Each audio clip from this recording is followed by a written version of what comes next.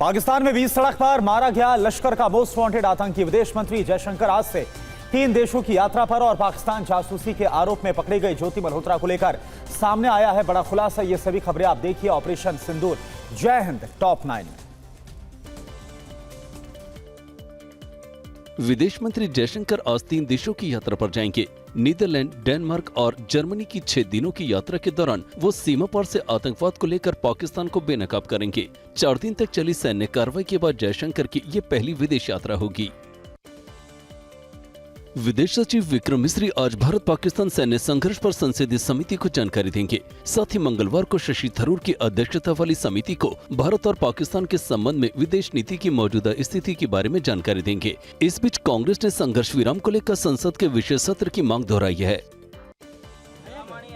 पाकिस्तान के सिंध में अज्ञात बंदूकधारियों ने लश्कर-ए-तैयबा के आतंकवादी सैफुल्लाह निजामनी को मौत के घाट उतार दिया। सैफुल्लाह 2006 में आरएसएस मुख्यालय पर हुए हमले का मास्टरमाइंड था। 2000 की शुरुआत में नेपाल से लश्कर-ए-तैयबा के आतंकी अभियानों की कमान संभालता था। उसे विनोद कुमार, मोहम्मद सलीम और रजाउल्लाह नाम से भी जाना जाता था। जासूसी के आरोप में गिरफ्तार ज्योति मल्होत्रा से पूछताछ में पता चला है कि वो पहलगाम हमले के समय पाकिस्तानी अधिकारियों के संपर्क में थी। हिसार एसपी ने कहा है कि उसके पास डिफेंस या सुरक्षा संबंधी संवेदनशील जानकारी साझा करने को लेकर नहीं थी। अभी उसके ट्रांजैक्शन और चैट्स को एनालाइज किया जा रहा है। हरियाणा से गिरफ्तार यूट्यूबर ज्योति मल्होत्रा का ओडिशा कनेक्शन भी सामने आया है। लगभग 4 महीने पहले वो ओडिशा आई थी। जगन्नाथ मंदिर और अन्य अहम स्थानों की फोटो और वीडियो ली थी। डिजिटल टूल्स की आशंका के बीच सुरक्षा एजेंसी अलर्ट पर है। पुरी की यूट्यूबर प्रियंका सेनापति से भी इसे लेकर पूछताछ जारी है। जासूसी के आरोप में 6 लोग पकड़े जा चुके हैं। यूपी एटीएस ने पाकिस्तानी एजेंसी आईएसआई के जासूस शहजाद को मुरादाबाद से अरेस्ट किया है। रामपुर का रहने वाला शहजाद कई बार पाकिस्तान जा चुका है। उस पर कई खुफिया जानकारी पाकिस्तानी एजेंसी को लीक करने और कई स्लीपर सेल को टेरर फंडिंग मुहैया कराने का आरोप है। शहजाद ने आईएसआई के एजेंट्स को कई भारतीय सिम भी उपलब्ध कराए थे। भारत पाकिस्तान तनाव के बीच जम्मू कश्मीर के सोजियन सेक्टर में सुरक्षा बलों ने तलाशी अभियान चलाया। कई घरों की तलाशी ली गई। हालांकि तलाशी में क्या कुछ मिला है इसकी जानकारी नहीं दी गई है। बताया जाता है कि आतंकियों के सहयोगियों के कई घरों की तलाशी ली जा रही है।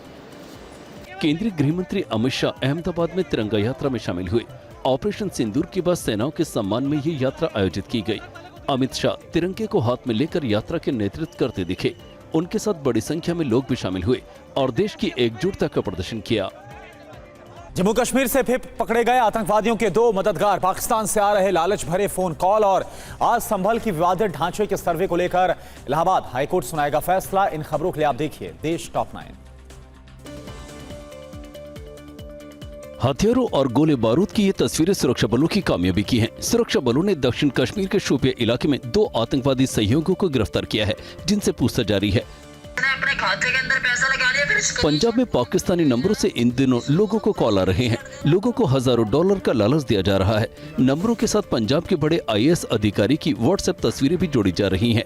ऐसे फर्जी कॉल से लोगों को सावधान रहने की सलाह दी गई है। प्रधानमंत्री नरेंद्र मोदी ने हैदराबाद की एक इमारत में आग लगने के बाद 17 लोगों की मौत पर दुख जताया है। पीएम कोष से मृतक के परिजनों को 2-2 लाख और घायलों को 50,000 रुपए की सहायता देने की घोषणा की गई है। बताया जाता है कि इमारत से बाहर निकलने का एकमात्र रास्ता संकरी सीढ़ी थी। मरने वालों में 8 बच्चे थे। महाराष्ट्र के सोलापुर की एक फैक्ट्री में आग लगी। आग में झुलसने से 8 लोगों की मौत हो गई। मरने वालों में एक बच्चा भी शामिल है। आग बुझाने के दौरान 3 अग्निशमन कर्मी भी घायल हो गए। 100 से ज्यादा टैंकर पानी का इस्तेमाल किया गया।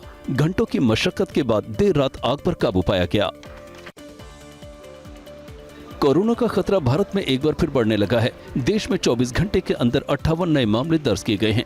हांगकांग और सिंगापुर में भी खतरा बढ़ने के बाद एक बार फिर एशियाई देशों में ये चिंता का विषय बनता जा रहा है। मुंबई में 3 माह से हर महीने 7 से 10 नए कोरोना के केस सामने आ रहे हैं। यूपी के संभल की विवादित जामा मस्जिद के सर्वे को लेकर आज इलाहाबाद कोर्ट फैसला सुनाएगा। विवादित जगह पर हरिहर मंदिर होने का दावा किया गया है।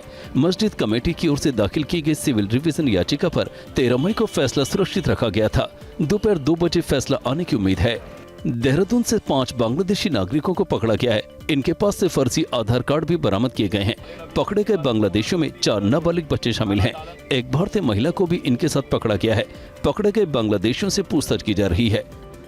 इस घटना से भारतीय किसान यूनियन के नेता राकेश चौधरी का कथित तौर पर सिर काटने की धमकी देने वाले अमित चौधरी नाम के एक शख्स के खिलाफ मुकदमा दर्ज किया गया है। सिविल लाइंस थाने में ये केस दर्ज किया गया है। वायरल वीडियो में आरोपी ने टिकैत का सिर काटने वाले को 5 लाख रुपए देने की घोषणा की है।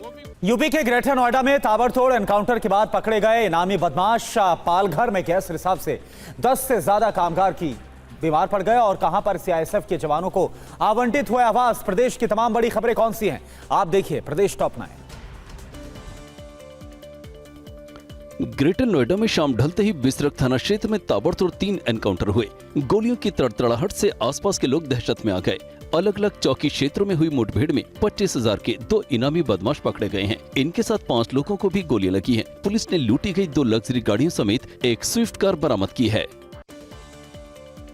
लखनऊ के इंदिरानगर स्थित खुर्रम नगर इलाके में पारिवारिक विवाद में तलवारें चली, जिसमें एक व्यक्ति घायल हो गया। इस घटना का वीडियो सोशल मीडिया पर तेजी से वायरल हो रहा है, जिसमें देख सकते हैं कि लोग बीच सड़क पर तलवारें चलाते हुए दिखाई दे रहे हैं। महाराष्ट्र के पालघर की केमिकल कंपनी में गैस रिसाव से 10 से अधिक कामगार बीमार हो गए। घटना Boisar Tarapur MIDC chemical company की है। जानकारी के मुताबिक गैस से कामगारों की आंखों और नाक में जलन शुरू हुई, जिसके बाद वो जोर जोर से चिल्लाने लगे। कामगारों की हालत नाजुक हो गई, तब उन्हें पास के एक निजी अस्पताल में भर्ती कराया गया। पुलिस जांच में जुटी है। बीजेपी नेता हाजी अराफात शेख खोपोली के हादसे में घायल हो गए। ये हादसा नवी मुंबई के कलबोली के पास हुआ। हाजी अराफात शेख के काफिले की 5-6 गाड़ियां आपस में टकरा गई। सैन पनवेल राजमार्ग पर कलम्बोली के पास हुए हादसे में हाजी अराफात शेख के पैर में चोट लगी है। अराफात की हालत स्थिर है। कोटा में युवक की हत्या के बाद प्रशासन ने आरोपी अतीक अहमद के घर को बुलडोजर से ध्वस्त कर दिया। इस दौरान भारी संख्या में प्रशासन के लोग मौजूद थे। आपको बता दें कि युवक की चाकू घोंपकर हत्या के बाद कनवास कस्बे में हिंसक प्रदर्शन हुआ। आरोपी के घर को आग लगाने की कोशिश हुई, जिसके बाद सुरक्षा बढ़ा दी गई है। आरोपी जमानत पर छूटकर बाहर आया था। मुंबई के बोरीवली में भारी संख्या में पुलिस बल तैनात है। गणपति पाटिल नगर में 2 गुटों के बीच खूनी झड़प हुई, जिसमें 3 लोगों की मौत हो गई, 4 घायल हैं। बताया जाता है कि अमित गुप्ता और हामिद शेख नाम के परिवार के बीच किसी बात पर बहस हो गई। धारदार हथियारों से हमले हुए। पुलिस ने एक शख्स को हिरासत में लिया है। घायल अवस्था में वो भी अस्पताल में है। दिल्ली के द्वारका में एक होटल के बाहर IGI हवाई अड्डे के अधिकारी पर लोहे के रॉड से हमला किया गया। अधिकारी खतरे से बाहर है। जानकारी के मुताबिक द्वारका सेक्टर 13 में एक होटल के पास कार चालक को हॉर्न बजाना बंद करने के लिए कहने पर हमला कर दिया गया। घटना के बाद आरोपी कार समेत फरार हो गया, जिसकी तलाश जारी है। ग्रेटर नोएडा प्राधिकरण ने जेवर में नोएडा अंतर्राष्ट्रीय हवाई अड्डे पर तैनात CISF के जवानों को 812 फ्लैट आवंटित करने का फैसला किया है। अधिकारियों ने ये जानकारी दी है।